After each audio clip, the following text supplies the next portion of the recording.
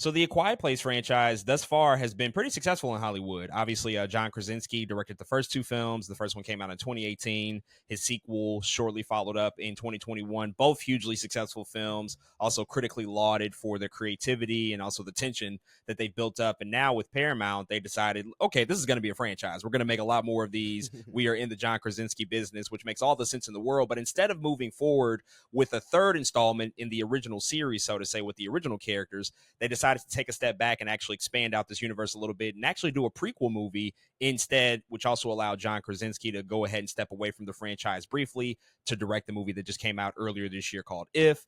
But this one is a prequel, and it is developed with the story from John Krasinski and also the director Michael Sarnowski, and it's bringing in an entirely new cast for the most part, but it's set before all of the events in those first couple of movies that we have mostly been following with Emily Blunt to just showcase how this all began, how this big epic alien science fiction invasion began on Earth that allowed these monsters to come in, these echo sort of locating monsters to pretty much terrorize the world as we know it in this particular franchise. And so they've been developing this film for a couple of years now, and it finally released this past weekend. So with all of that out the way, man, I will pass it over to you.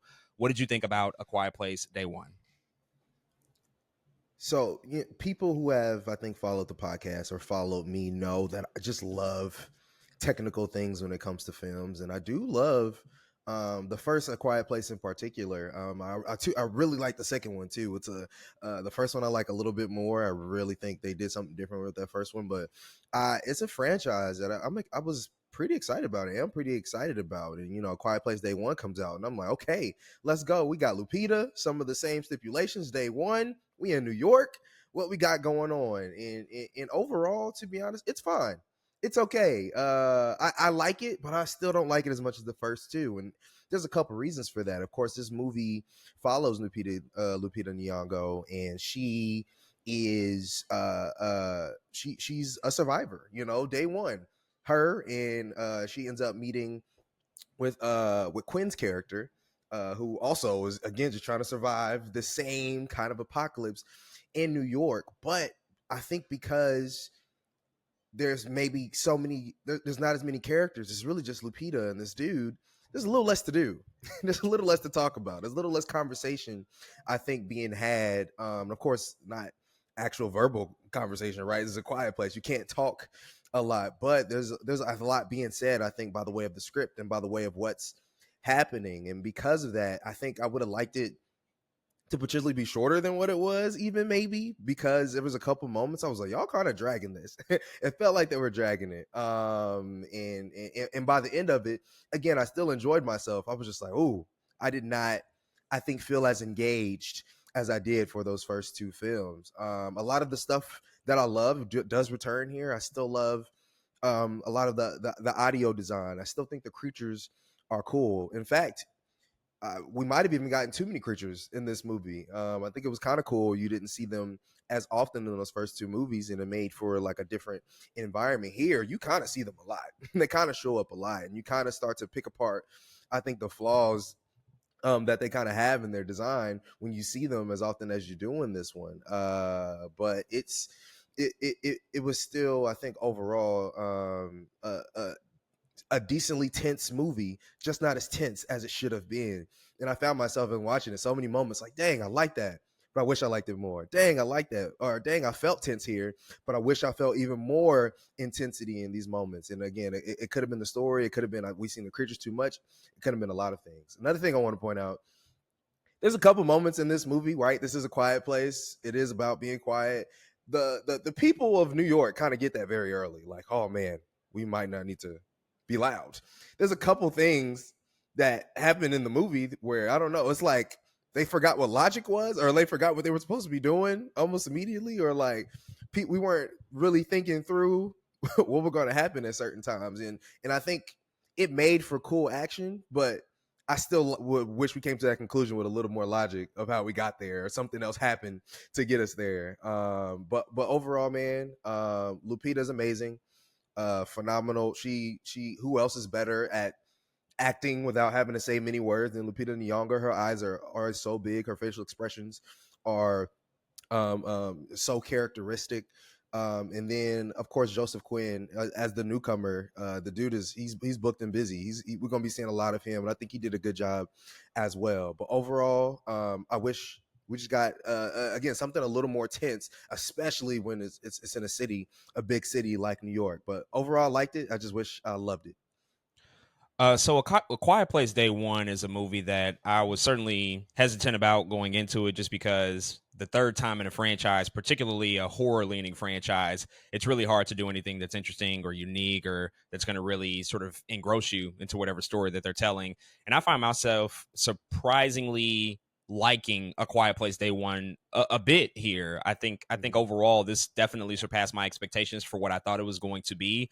First and foremost, the setting. New York City is a particular character here. I thought it was a brilliant choice to set day one in New York City. Of course, this is a worldwide event, but setting it in New York City, which is historically one of the loudest places on earth, makes all the sense in the world, where you're going to get so much carnage, so much chaos from these alien invading monsters who just wreak havoc on the city. And in the central nucleus of Manhattan, it becomes quite impossible to be quiet. I actually thought that the logic of how people maneuvered these situations and how they maneuvered just staying quiet made a lot of sense, because when you're in panic mode, when you don't really think through the real possible ramifications of what can happen, or if you lose loved ones left and right, you really aren't processing your thoughts in the most coherent way. I think you would be under quite a lot of stress when it comes to trying to preserve your life. And one small move, as we see many times throughout this franchise, is going to result in extinction. It's going to result in your death.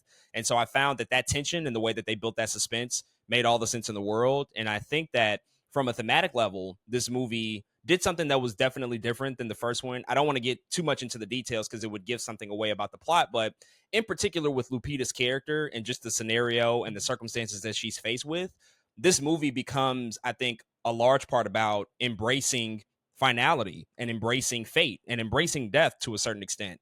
And the A Quiet Place movies have never shied away from death and from the real consequences of people's actions. If you've seen the other two, you know that this franchise is not scared to kill off characters. And I think that with this movie, in centering it on Lupita's character and her particular affliction, it made a lot of sense that this is a person that's maneuvering this situation, sort of knowing their outcome anyway, knowing what's going to happen here.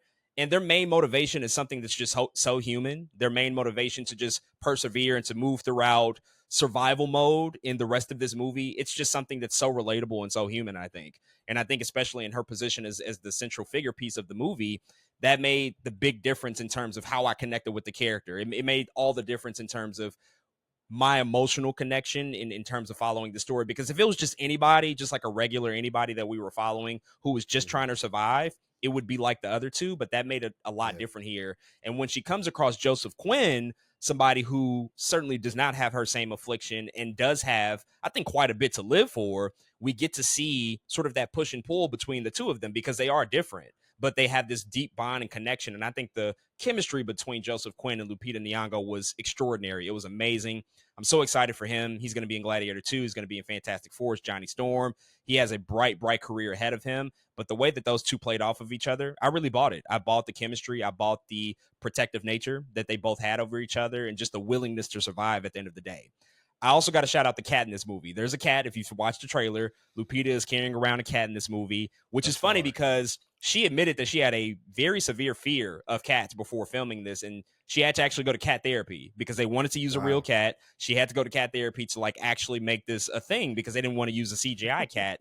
It's more effective when you have a real one. The cat is a star in this film. A There's star. great sequences, great expressions, great movements from the cat, and also great jump scares from the cat as well. And I think that the use of jump scares throughout this franchise, and really in particular in this movie, even in a city that's supposed to be loud and consistently phased with noise, they do a wonderful job, I think, in building up suspense and introducing jump scares that at some points they are meant to be that. They are meant to scare you, and other points they're sort of they sort of fake you out and pull back and do some subversion of expectations there.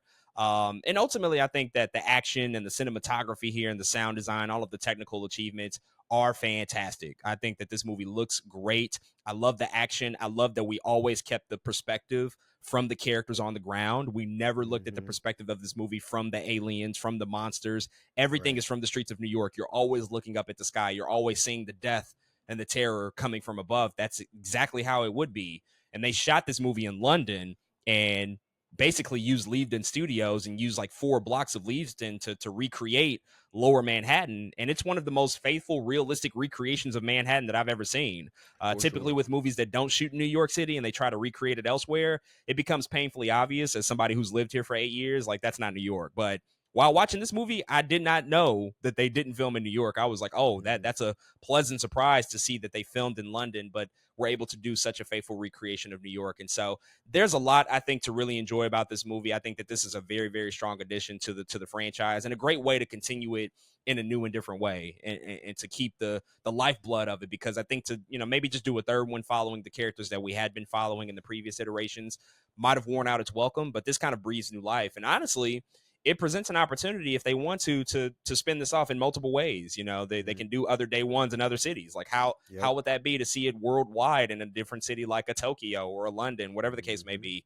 And then of course, whenever we do return to the franchise with Emily Blunt and her family, I'll be really interested to see that. I guess my only criticism really for the film is it's I guess Jimon Hansu, who I thought we would see more in the It was gonna movie, be just more. based on Yeah. how he was very heavily used in the marketing, and he's also a character we've seen before in this franchise. And we learned just a brief bit more about him. I was just surprised that he wasn't in the movie as much, but that's a Agreed. small nitpick.